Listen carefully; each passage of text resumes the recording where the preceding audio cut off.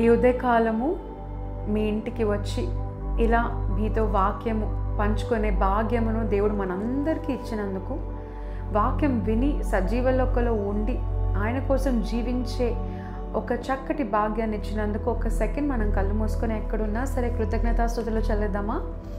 యేసయ్యా, ఈరోజు మమ్మల్ని సజీవ లెక్కలో ఉంచి ఉదయకాలము లేపినందుకు, నీ కరుణతో నడిపిస్తున్నందుకు నీకు వందనాలయ్యా. డైలీ బ్రెడ్ విత్ పాస్టర్ యోజనకి స్వాగతం. బాగున్నారా? మీరు చక్కగా ఉన్నారా? భోజనం చేశారా? బ్రేక్ఫాస్ట్ అయిందా? Very good. ఈరోజు దేవుడు మనతో మాట్లాడబోయే చక్కటి వాక్యం ఏంటో విందాము. కీర్తనలు 112:6-7 వరకు. అట్టివారు ఎప్పుడునూ కదిలింపబడరు, నీతిమంతులు నిత్యము జ్ఞాపకములో నుందురు. వాని హృదయము యెహోవాను ఆశ్రయించి స్థిరముగా నుండును, వాడు దుర్వార్తకు జడియడు. ఎవరైనా మాట్లాడుతున్నారా మీ గురించి చెడ్డగా? మీరు చేయని తప్పుకి మీరు శిక్ష అనుభవిస్తున్నారా? ఎవరైనా లేనిపోని మాటలు, లేనిపోని వాక్యాలు మీ పైన వేస్తున్నారా? రూమర్స్ క్రియేట్ చేస్తున్నారా? మీ క్యారెక్టర్ అసాసినేషన్ చేస్తున్నారా? శాపనార్థాలు పలుకుతున్నారా? నువ్వు ఎలా బాగుపడతావు నేను చూస్తాను రా, నువ్వు ఎలా ముందుకెళ్తావు నేను చూస్తాను రా, నీ జీవితం ఎట్లా వెలుగులో ఉంటుందో నేను చూస్తాను రా, ఓ నమ్ముకున్నావు కదా ఈ దేవుణ్ణి, చూస్తాను రా నువ్వు ఎలా పైకి వస్తావు అని ఇలా శాపనార్థాలు పలుకుతున్నారా? అని డైరెక్ట్గా థ్రెట్ అటాక్స్ వేస్తున్నారా? నేను అలా రానికుండా చేస్తాను, ఇక్కడ ప్రమోట్ అవ్వనీకుండా చేస్తాను, నేను ఎగ్జామ్ పాస్ అవ్వనీకుండా చేస్తాను, ఇలా చేస్తాను అలా చేస్తాను అని అంటున్నారా? తరతరాల నుంచి వచ్చే శాపాలు డాక్టర్సే చెప్తున్నారా నీకు మీ డాడీకి ఇలా ఉంది కదా నీకు కూడా వచ్చేస్తుంది జాగ్రత్త పడు అని ముందుగానే నీకు చెప్తున్నారా? ఇలా ఎంతమంది ఎన్ని చేసినా, ఎంత థ్రెట్ నీకున్నా, ఎంత పర్సిక్యూషన్ నీకున్నా, నువ్వు బ్రతుకుతావో లేవో అన్న సందేహంలో ఉన్నా, దేవుడు ఈరోజు మాట్లాడుతున్నాడు. నువ్వు ఆయన నమ్ముకున్నావు కదా, నువ్వు యేసు ప్రభువారిని నమ్ముకున్నావు కదా, ఆయన నీ హృదయంలో వెలుగుగా ఉన్నాడు కదా, ఆయనకి నీ హృదయంలో దీపం ఆరకుండా నువ్వు నూనె పోస్తూ ఉన్నావు కదా, యేసు ప్రభువారిని ప్రేమిస్తున్నావు కదా. ఈరోజు దేవుడు మాట్లాడుతున్నాడు, నువ్వు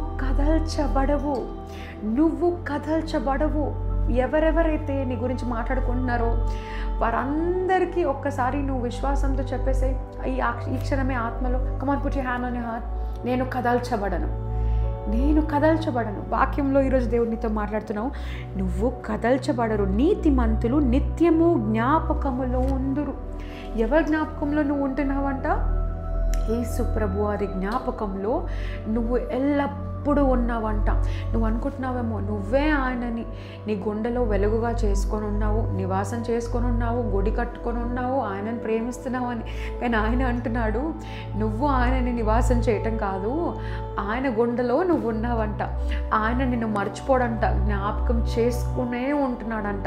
జ్ఞాపకం చేసుకునే ఉంటూ నువ్వు కదల్చబడవు నా కుమారుడా, ఏ చెడు వార్త కూడా నిన్ను కదల్చదు అని దేవుడు వాక్యం ఈరోజు సెలవిస్తుంది. అది ఎలాంటి చెడు వార్త అయినా, ఈరోజు ఏ బ్యాడ్ న్యూస్ అయినా నిన్ను కదల్చదు. You will not be shaken, you will not be moved. ఆయన నమ్ముకున్న వారిని దేవుడు సిగ్గుపరచడు. ఇది ఏ విధంగా అయితే నోవా ఓడ నీటిలో ప్రయాణిస్తుండగా ఎంత పెద్ద పెద్ద అలలు వచ్చి తాకుండొచ్చు, ఎంత పెద్ద పెద్ద అలలు వచ్చి కొట్టుండొచ్చు, కానీ ద్వారం తెరవబడలేదు. ఏ దినము కూడా ఓడ తిప్పివేయబడలేదు. అందులో ఉన్నవాడు పడిపోవడం కానీ చనిపోవడం కానీ జరగలేదు. ఎందుకు తెలుసా? నోవాకు ఓడ గొప్పతనం కాదు, నోవాకు ఓడని లాక్ చేసింది ఎవరు తెలుసా? దేవుడు అంటాడు వాక్యంలో, నోవాకు లోపలికి వెళ్ళిపోయిన తర్వాత ఆ నోవా ఓడని లాక్ చేసింది తండ్రి మన దేవుడు ఆ నోవా ఓడను లాక్ చేసేసాడు, డోర్ని. ఏ గొప్ప అలైనా, ఎంత పెద్ద వర్షమైనా, ఎంత తుఫాన్ అయినా, ఎంత చీకటైనా, ఏది కూడా నోవా ఓడలో రాకుండా, నోవా ఓడలో ఉన్నవారు పడిపోకుండా కాపాడేది యెహోవా. ఈరోజు అదే యెహోవా నీతో మాట్లాడుతున్నాడు. నువ్వు నోవా ఓడలో ఉన్నావు అంటే ప్రశస్తంగా, భద్రంగా ఆయన ఎదుట ఉన్నావు. ఆయన నీ జీవితం అనే లాక్ని ఆయన వేశాడు. ఆ తాళం చేతి ఎవరి దగ్గర ఉందో తెలుసా? యేసు ప్రభు వారి దగ్గర ఉంది. ఏ సాతాను ఏం చేయగలుగుతాడు? ఏ శాపనార్థాలు నీ పైన పనిచేయగలుగుతాయి? ఎవరేమన్నా అది నీ పైన వర్ధిల్లదు. నీ కొరకు నీ ఎదుట రూపింపబడిన ఆయుధము కూడా ఈరోజు వర్ధిల్లదు. ఎంత చక్కటి వాగ్దానం మీరు చేశారు. మళ్ళీ ఒకసారి మనం చదువుకుందాం అర్థవంతంగా, ఇప్పుడు మనకు అర్థమవుతుంది. అట్టివారు ఎప్పుడునూ కదిలింపబడరు, నీతిమంతులు నిత్యము జ్ఞాపకములో ఉందురు. వాని హృదయము యెహోవాను ఆశ్రయించి స్థిరముగా నుండును, వాడు దుర్వార్తకు జడియడు.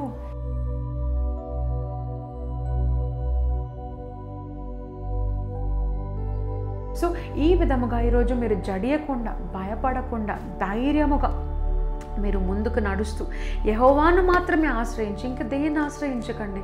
దీన్ని నమ్ముతాను, దాన్ని నమ్ముతాను అని అన్నిటిని నమ్ముతూ ఒక పులిహోరలాగా మీ విశ్వాస జీవితం పెట్టుకోకండి. కేవలం యేసు ప్రభు వారిని మాత్రమే. దమ్ బిర్యానీ, ఓన్లీ చికెన్ బిర్యానీ, అందులో చికెన్ మాత్రమే ఉండాలి, రైస్ మాత్రమే ఉండాలి. నువ్వు యేసు ప్రభు వారు, ఇంకా ఎవరు కూడా ఉండకూడదు. అలాంటి జీవితము జీవిస్తూ మనం దేవుని కనపరిచే వారంగా ఉంటూ కదల్చబడకుండా యేసు ప్రభు వారి కోసం నిత్య జీవితం జీవిస్తూ సాక్షిగా బ్రతకాలని నేను కోరుకుంటున్నాను. ప్రార్థిద్దామా? పరిశుద్ధ దేవానికి స్తోత్రములయ్యా, ఉదయకాలం మాట్లాడినందుకు నీకు వందనాలు. మీరు ఇచ్చిన వాక్యము ప్రభువా మా జీవితంలో ఫలించుటకు, కదల్చబడకుండా ఏ శాపమైన, ఏ పర్సిక్యూషన్ అయినా, ఏ చెడు వార్త అయినా ఏది కూడా నన్ను కదల్చదు అని చెప్పిన వాక్యము నా జీవితంలో ఈరోజు నెరవేరును గాక. అయ్యా, ప్రతి నెగటివ్ వాక్య కూడా ఈ దినము నుంచి అది అభివృద్ధిగా, ఆశీర్వాదకరంగా నా కొరకు మారును గాక. అయ్యా, మేము నీ కొరకు జీవించే వారముగా, కదల్చబడకుండా ఇతరులకు కూడా ఆశీర్వాదకరంగా ఉండే జీవితంగా మార్చమని యేసయ్య నామమున ప్రార్థిస్తున్నాము తండ్రి. ఆమెన్. ఈరోజు వాక్యం మిమ్మల్ని ఆశీర్వదింపబడినట్లయితే కింద కామెంట్ రూపంలో తెలియచేయండి. ప్రేయర్ రిక్వెస్ట్ మర్చిపోద్దు, కింద ప్రేయర్ రిక్వెస్ట్ మాకు తెలియచేయండి, మేము ప్రార్థిస్తున్నాము. అలాగే ఎంతోమందికి ఈ వీడియోని షేర్ చేస్తూ మన స్టేటస్లో పెట్టుకున్నట్లయితే చాలామంది కూడా కదల్చబడకుండా వాక్యము వింటూ ధైర్యపడతారు. మనము స్టేటస్లో పెట్టుకొని ఆశీర్వాదకరంగా మారదామా? రేపు మరొక వాగ్దానంతో మళ్ళీ కలుస్తాను. అంతవరకు God bless you. Take care.